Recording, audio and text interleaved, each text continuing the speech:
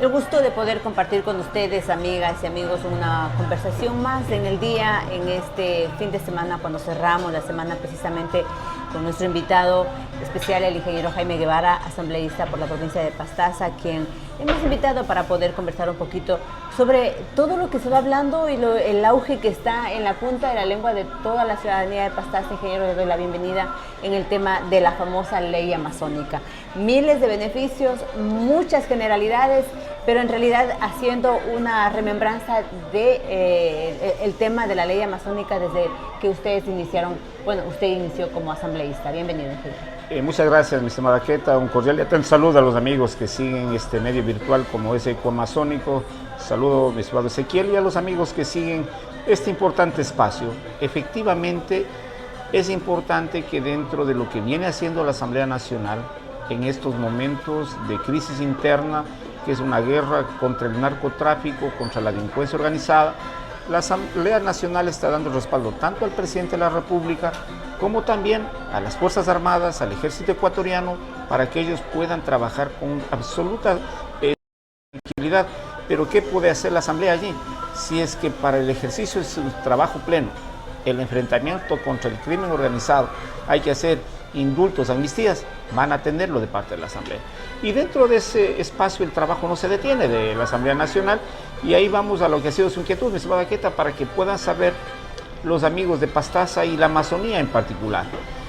Esta semana que estamos decurriendo, la Asamblea dio el allanamiento a lo que es la ley amazónica en la reforma que estuvo planteada en el ejercicio de la anterior Asamblea Nacional, redundando. Pero ¿qué es este tema, mi estimada Queta?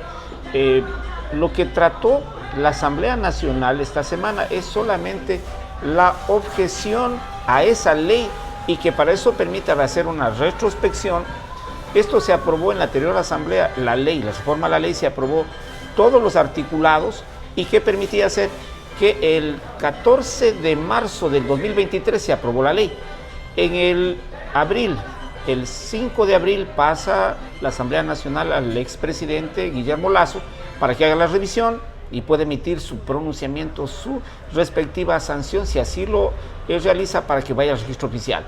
Esto no acontece. El 5 del mes de mayo le revuelve a la Asamblea Nacional haciendo observaciones al proyecto de ley, que tenían dos características: es objeción de inconstitucionalidad y la objeción de aplicabilidad, que en palabras simples decía: señores, es inconstitucional lo que piden los amazónicos, especialmente en el artículo 34, el 41.1, que decía el trabajo preferente.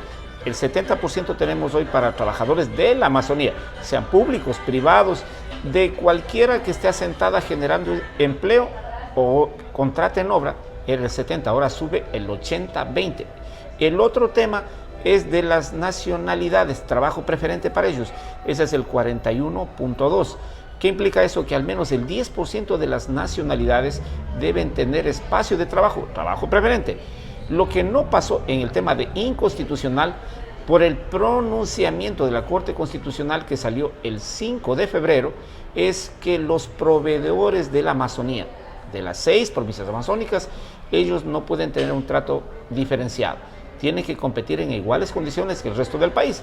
Entonces, lo que trató esta Asamblea esta semana son las objeciones, y estas que significa simplemente a 18 artículos y 2 disposiciones transitorias. No es que la Asamblea trató la totalidad de la ley, solo lo que objetó el presidente, en este caso Guillermo Lasso, y esto debe quedar claro que lo que hizo la Asamblea es coger esos informes, decir tenían razón para que se diferencien algo.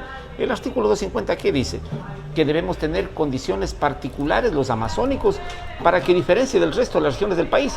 Entonces ahí una de las fuentes importantes son el tema del trabajo. Entonces lo sustancial que aprobó esta semana es eso, los 3 acápites del trabajo preferente, pero no puede quedar solamente ahí, mi estimada Queta y amigos de la Amazonía, y donde llegan las ondas de Ecoamazónico. ¿Por qué? Simplemente esto va a quedar bonito, un 80-20, pero ¿quién le hace aplicación? Esto tiene que aplicarle desde el Ejecutivo desconcentrado, o sea, los ministerios, tiene que aplicarle los gobiernos autónomos, tiene que aplicarle las empresas que hacen contratación, sea petroleras, mineras, cualquiera tiene que hacerlo. Y ante aquello, ¿qué tenemos que hacer? Tiene que entrar el Ministerio de Trabajo. Nosotros como Comisión Permanente de Derecho al Trabajo y la Seguridad Social nos hemos reunido ya con la ministra del Trabajo para que sea ella quien dé seguimiento. Porque digo, nosotros no nos han contado, sabemos de pleno conocimiento, cuando estábamos en el gobierno seccional, en la prefectura, venían los contratistas. Sí, aquí está, presentaban la propuesta completa, el 70%, pero ¿cómo le da seguimiento? Con los administradores, la fiscalización externa, interna, no le puede dar seguimiento. Los que sí tienen mandato y competencia legal son ¿quién? El Ministerio de Relaciones Laborales. ¿Con quién tiene que cruzar información? Con el CERCO, para que la contratación se dé el tema preferente. Y también hay un verificable adicional, que en este caso es el IES, el Instituto de Seguridad Social.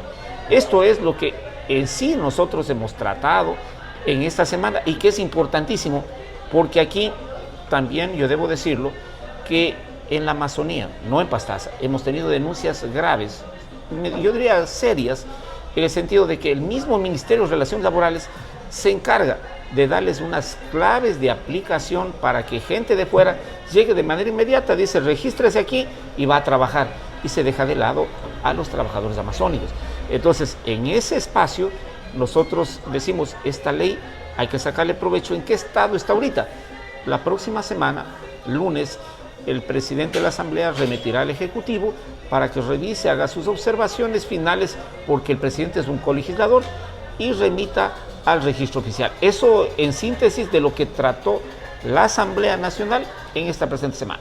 Gracias al ingeniero Jaime Guevara. Mientras sorbito en este calor tan fuerte que hemos vivido en este fin de semana. Ahora, ingeniero, también se ha hablado bastante sobre el tema de los fondos que se va a topar dentro de lo que son los consejos provinciales y los municipios en la Amazonía ecuatoriana.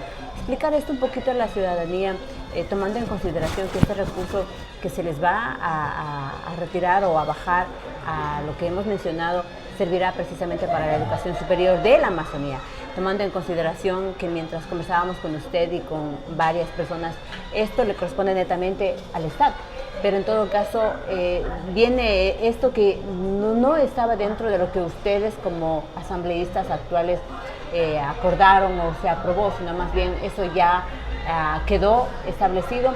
Pero explicar un poquito eso a la ciudadanía, tomando en consideración de que sí, se va a ver afectado el recurso tanto en las prefecturas como en los municipios. A ver, es un punto importante que vale la pena aclararlo, y bien que lo trae a colación. ¿Por qué? Se escucha voces que dice la Asamblea arbitrariamente va a restar recursos a los gobiernos seccionales de la Amazonía, especialmente a los provinciales y a los municipales. Y yo les digo, es un tema muy falso. En esta ley, ya revisándole retrospectivamente lo que aprobó la anterior Asamblea Nacional, ya pasa, ya no son los $2 por cada barril extraído de la Amazonía y comercializado. Ahora se habla de que de lo que se hace el proceso extractivo y la comercialización llegaría a un 40% de ese producto de venta. O sea, ¿qué quiere decir? Que si llamemos, en este momento están recibiendo $2 por cada barril extraído y comercializado. Si el precio del barril es $70, 7 por 4, 28, ya serían $2.80. Entonces es automático. Pero ¿qué pasa si el precio del barril del petróleo baja? Ahí simplemente se tomará en cuenta, baja de $50, dice, seguirán percibiendo $2. O sea, nunca van a percibir menos fondos, pero sí va a haber una restada de recursos para las prefecturas y para los municipios amazónicos. ¿Por qué? Esta ley que la trataron la ex asamblea, ¿qué es lo que dice? Para dar un trato preferente a las temas de universidad amazónica, porque todos los compañeros de las 6 provincias quieren tener universidades, y de las 6 los que tienen son solamente Napo con Iquiam, Pastaza con una universidad estatal. ¿Qué es lo que señala? Les resta a los municipios del 58%, bajan al 55% de su participación mensual. Los, en este caso, gobiernos provinciales pasan en este caso, del 25%, bajan al 23%. Entonces, 2 puntos a un sector provincial y 3 puntos al sector municipal. Son 5 puntos porcentuales que irían para alimentar ese fondo para desarrollar las universidades amazónicas. ¿Por cuánto tiempo? Por 5 años. Y que quede claro, no hizo esta asamblea, hicieron los anteriores. Yo doy mi respaldo y mi observación de lo que dimos en su momento. Esto es responsabilidad del Estado, o sea, el Estado central, lo que así como es el tema de salud, también es el tema de educación.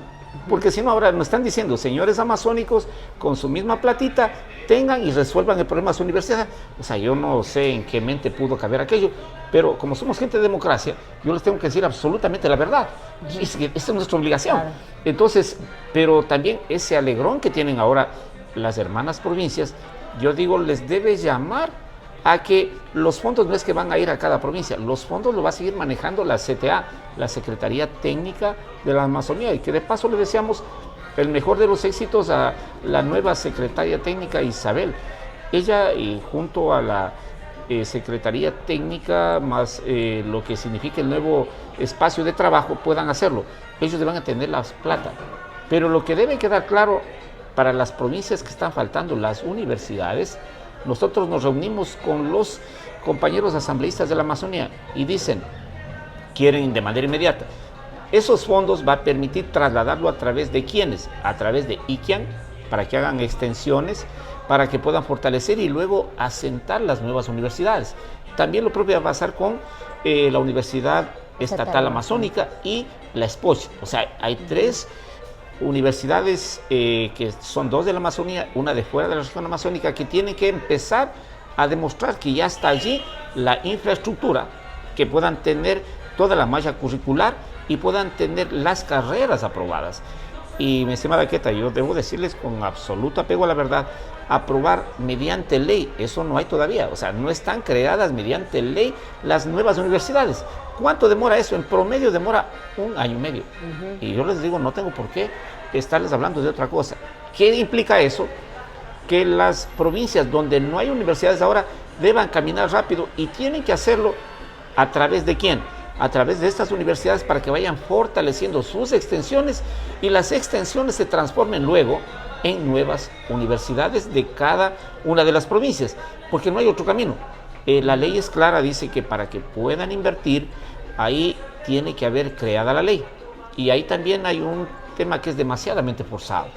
Le señala que para que se pueda ejercitar este espacio tan importante de universidades, le da un plazo de 180 días para su ejecución. Eso no van a poderlo hacer. No porque lo diga sea que estamos en contra de otras universidades, no. Pero si usted va al CES, al CACES, como para que puedan darle la fuerza de ley, ellos demoran sus espacios de tiempo y plazos para ir cumpliendo estas formalidades. Eso le debo decir para que las autoridades de cada una de esas provincias puedan trabajar lo más rápido posible, pero puedan primero crear la ley que permita que puedan ejecutar el gasto que existe ya básicamente, porque no creo que vaya a haber objeción y voluntad política de parte del nuevo presidente que permita tener esos recursos que por 5 años tienen que aprovecharlo y luego de lo cual volverá a los mismos renglones anteriores para los gobiernos seccionales. Todo esto que mencionaba, ingeniero Jaime Guevara, es decir, está recién todavía por ser visto por el presidente, como lo ha mencionado. Luego, me imagino, dará sus también acotaciones el Ejecutivo para luego ser elevado. Es decir, lo estamos festejando antes de tiempo, ingeniero. No, yo digo, en temporada de crisis como la que estamos viviendo, lo que siempre ha estado faltando son recursos, lo que más ha habido son voluntades, pero no ha habido recursos. Entonces, en esta parte, yo digo, sí, felicitaciones a los y las amazónicas, porque tenemos una ley que permite de alguna manera ya anclar aspiraciones mucho más añoradas, anheladas, y no implica esto que no va a seguir trabajando la Secretaría Técnica en el ámbito y en el contexto de señalar que sigan haciendo sus planes, sus programaciones de trabajo, y esto lo que más veo que concita los temas de interés entre los legisladores que yo puedo hablar de las distintas provincias es que cada quien quiere, yo dice, nuestra universidad en Zamora, nuestra universidad en la hermana provincia de Morona, la universidad en Sucumbíos, la universidad en Orellana. Eso es lo que se ve, pero tienen que ponerse a trabajar, ya que esta hay una noticia buena, pero compañeros amazónicos deben seguir trabajando mucho más rápido y aquí no debe haber ningún tema de que puedan señalar, oigan, me enemisto con ninguna de estas universidades. Lo único que se va a hacer es darles el proceso de trabar las cosas. Y yo les debo decir lo otro, si una de las universidades, sea la SPOCH, sea la estatal, o sea IQUIAN, ellos están invirtiendo con sus fondos. ¿Y eso qué quiere decir? Con sus fondos operativos yo entiendo que están construyendo extensiones, infraestructura, y se trata de fondos públicos. Y yo creo que cada consejo universitario va a decir, oiga, usted va a donar a perpetuidad la infraestructura. Ahí tiene que buscar una formalidad, porque esto es así, o sea, no, en el sector público uno puede disponer conforme dice el procedimiento de ley, y con los fondos de uno yo puedo decir, yo puedo donar, pero aquí cada consejo directivo o la instancia de participación democrática de mayor espacio, que es los consejos universitarios, ellos tomarán la decisión. Esto en términos prácticos generales, no para desalentarlos, pero sí para decir que tienen que trabajar rápido. Hay que poner los pies sobre la tierra, de pronto mucha generalidad, de pronto mucha perspectiva, y que a lo largo quizás de pronto vayamos a caer como la espuma, ¿no? Abajo, y luego esos golpecitos no nos gustan. Por eso tratamos de conversar con las personas que realmente nos pueden dar el criterio, que están dentro del pleno, para poder conocer cómo se trató esto, qué es lo que se decide y qué es lo que se decidió y en qué tratado está en este momento. Y ustedes lo han escuchado al ingeniero Jaime Guevara en el punto de la ley amazónica. Y ya para cerrar este conversatorio, y que solamente a su criterio el tema del IVA, que también fue algo sorprendente para todos los ecuatorianos, no solamente la Amazonía, sino todos los ecuatorianos. Bueno, en este punto tan importante yo debo decir que estamos en estado de excepción, una guerra interna contra el crimen organizado, y esto demanda de costos. Y debemos decir que el Ecuador está con la caja fiscal en cero, de lo que nos han explicado, y ahí en un estado de excepción también permite recaudar fondos de manera inmediata. Y uno de los mecanismos que ha visto el presidente Daniel Noboa es subir el IVA del, este caso, del 12 al 15%, 3 puntos porcentuales. Y yo debo darle mi opinión.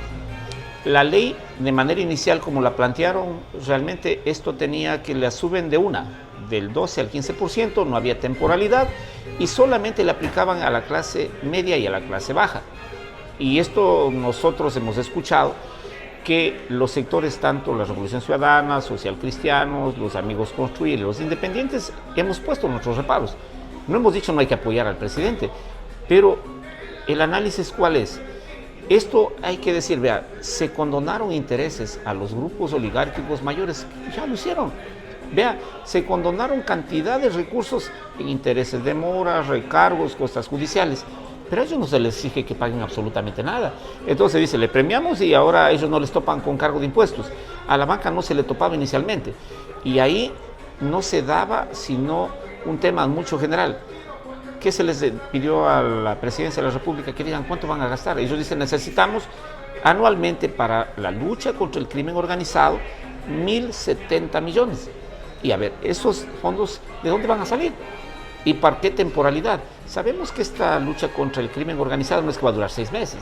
Esto podrá durar un par de años, serán 2, serán 4, todo depende de cuán efectivo vaya la lucha contra el crimen organizado, pero también se fortalezcan leyes.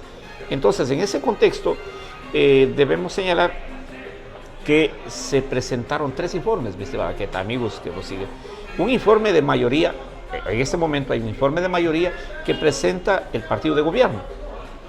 Presenta un informe de mayoría, presentan 2 informes de minoría, uno los socialcristianos y uno la Revolución Ciudadana. Los 2 que estoy señalando último no quieren que se cargue impuestos a nadie. ¿Y cómo está en este momento la ley? Porque ya nos convocaron, ya hay fecha, mañana a las 10 de la mañana inicia el tratamiento. Y vea lo anecdótico, les sigo comentando, nos hacen vía telemática. O sea, no es que vamos a estar en el pleno cuando pide la palabra no le dan, usted puede irse a la curul principal del presidente de la asamblea y dice, oiga, yo quiero hablar. Aquí no hay tal porque estamos en medio telemático, al que quiere le dejan y al que no quiere no le dejan. Pero ¿cómo está esta ley en este preciso momento? De partida nos dicen, señores, subimos del 12 al 15%. No dice, pero es que le ponemos solo un puntito de ya permanencia dentro del tiempo, pero se les va a cargar 2 puntos por 2 años.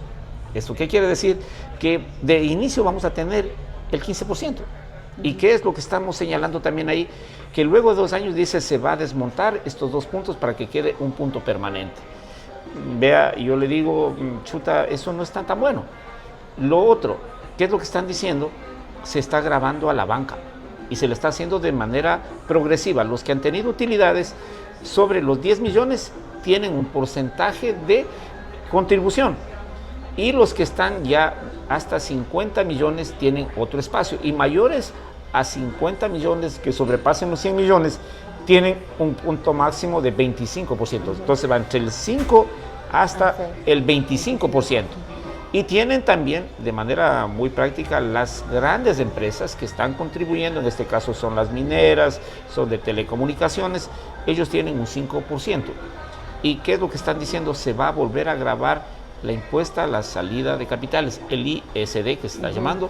Esto también van a grabarlo en términos generales. Y yo le debo decir que las otras 2 propuestas, ¿cómo va a pasar el día de mañana? Mañana no hay debate. Mañana lo único que existe es un debate amplio, pero no hay votación. O sea, cuando hay votación es en el segundo espacio. En el primer debate solo cada quien dice mayor enriquecimiento a la propuesta de ley que presentó la comisión. Entonces vendrán de los distintos sectores, independientes, los demás sectores políticos. ¿Y qué va a pasar ahí?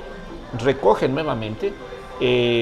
La Asamblea, a través de la Comisión Permanente de lo Económico, tiene un plazo de 4 días para procesar todos estos insumos que se dará el día de mañana y ahí sí regresa para que pueda ser nuevamente tratada.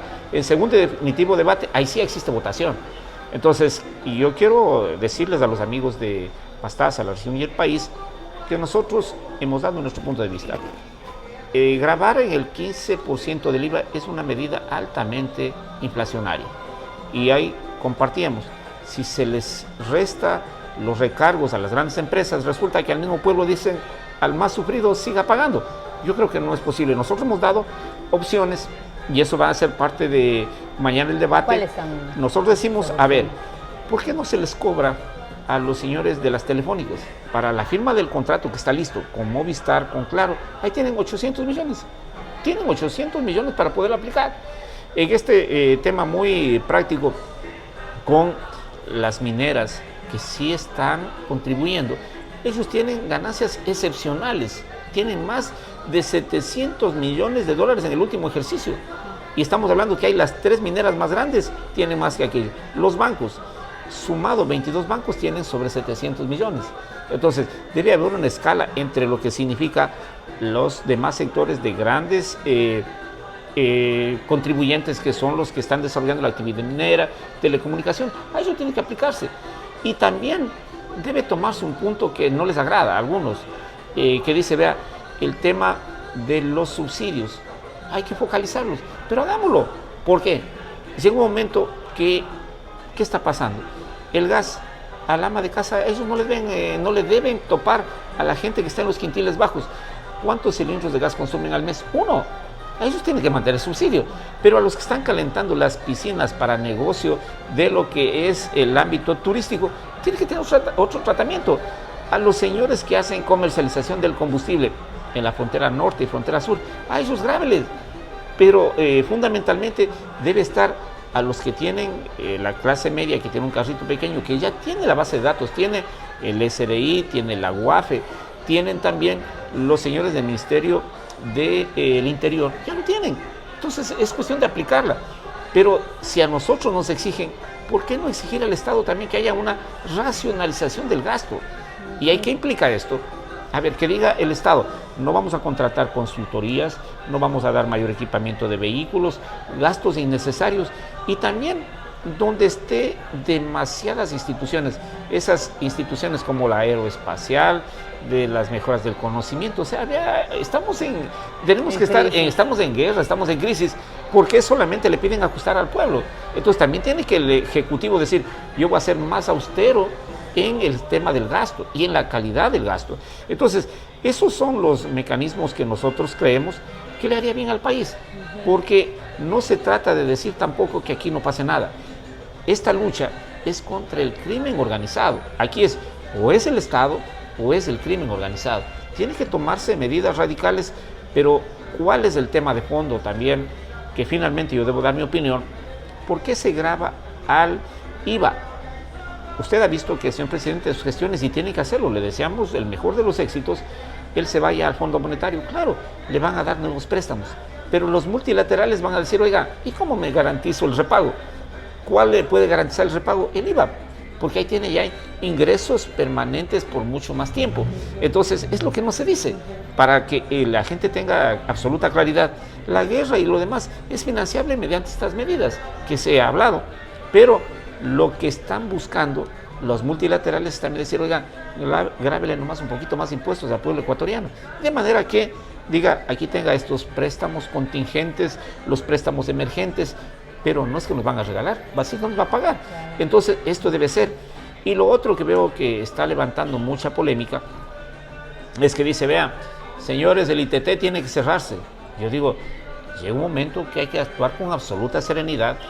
Este momento de crisis económica, donde se necesitan 1.070 millones, solo el bloque 43 produce 1.200 millones al año. Y mi estimada Queta, amigos que siguen Ecoamazónico, si dejáramos de recibir esos 1.200 millones, se agrava más la crisis. Y segundo, hay que poner 600 millones más para desmontar todo lo que significa la infraestructura, sacar los acueductos, todas las infraestructuras que están montadas allí. Y en este momento yo creo que no sería lo más justo. Y dice, y si no le aplican, oiga, vamos a ir a la paralización. Yo no creo que es lo conveniente. O sea, sí, aquí tenemos que decir, si el pueblo ecuatoriano, que es el más sufrido, una de las medidas para no meterle la mano al bolsillo con la clavada del 12 al 15%, dejen que siga explotando, porque no se va a hacer ningún daño ambiental nada más. O sea, se está ya dando el tratamiento. ¿Y cuál sería un mecanismo? Que haga un pedido a la Corte Constitucional que le pida una moratoria de aplicación de la consulta popular para entrar en plena aplicación, por motivos de la guerra interna. Vea, y yo le digo por qué. Ahorita hicieron un acuerdo con Estados Unidos, qué bien, para la lucha contra el crimen. Eso normalmente debería haber pasado, ese acuerdo de tratamiento. Señores de la Asamblea Nacional, aquí está, véale si es lo más conveniente. Pero ¿qué dijeron? No es necesario porque estamos en estado de excepción, solamente lo hace el visto bueno de la Corte Constitucional y a buen criterio del presidente. ¿Y por qué no pueden hacer lo mismo?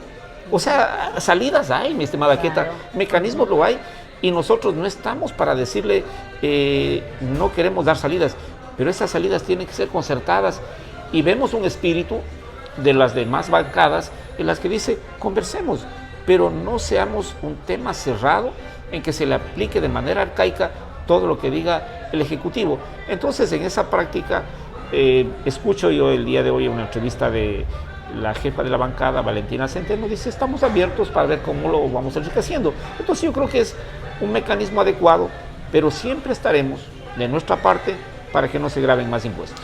Listo, con estas explicaciones, exactamente con las personas indicadas, cerramos esta conversación, sin antes agradecerle al ingeniero Jaime Guevara por siempre estar dispuesto a conversar con la ciudadanía, con nuestra comunidad de Ecoamazónico, de informar y de dar a conocer esto, que de pronto a veces nos dejamos llevar por todos los comentarios de la emoción y todo esto que conlleva el tema de la ley amazónica y también del impuesto al IVA.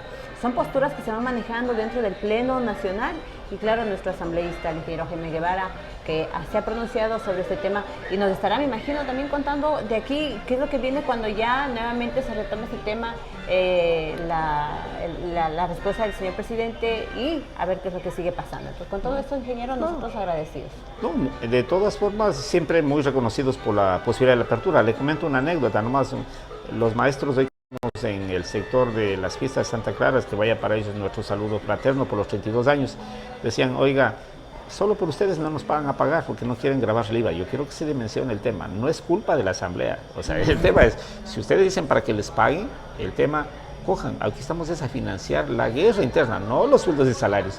Pero yo le digo eso como anécdota, ¿no? Porque dicen, oiga, solo por ustedes ya no nos van a pagar. No, esto no es así. El tema es mucho más crítico, mucho más complicado, pero muy reconocido, mi estimada Keta, a los amigos que siguen a través de Comasónicos, listos para poder saber cómo va evolucionando este tema que deberá ser tratado hasta antes del 11 de febrero, en la que debemos hacer el esfuerzo, la Asamblea Nacional, para no gravar impuestos, pero tampoco decir no vamos a tratar para que entre por el Ministerio de la Ley, sino para que está la Asamblea. Eso básicamente, un gusto saludarles amigos de Comasónico y a usted, Keta Ezequiel, siempre a la orden.